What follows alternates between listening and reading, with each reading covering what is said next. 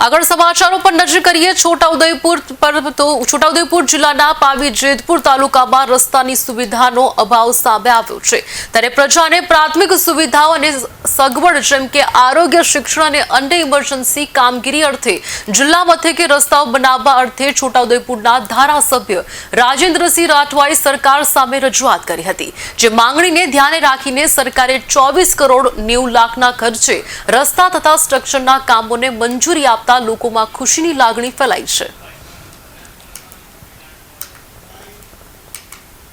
તે માટે હું સરકારશ્રીનો ખૂબ ખૂબ આભાર માનું છું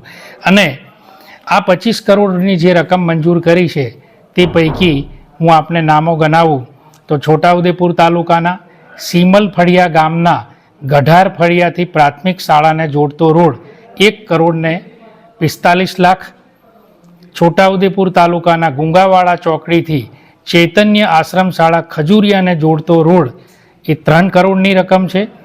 પાવી જેતપુર તાલુકાના ઈટવાડા ડુંગર ગામે મેઇન રોડથી ગમેરા ફળિયા પ્રાથમિક શાળાને જોડતો રોડ એ 3.5 કરોડની કિંમતનો છે। આ ઉપરાંત મુવાડા પાવી જેતપુર તાલુકાના મુવાડા ગામે મેઇન રોડથી નવાડ ફળિયા વીરપુર પ્રાથમિક શાળાને જોડતો રોડ 12 કરોડ અને 50 લાખની આ રકમ છે, જેના માટે ગ્રામજનોએ વિદ્યાર્થી સહિત આંદોલન કર્યું હતું ને ખૂબ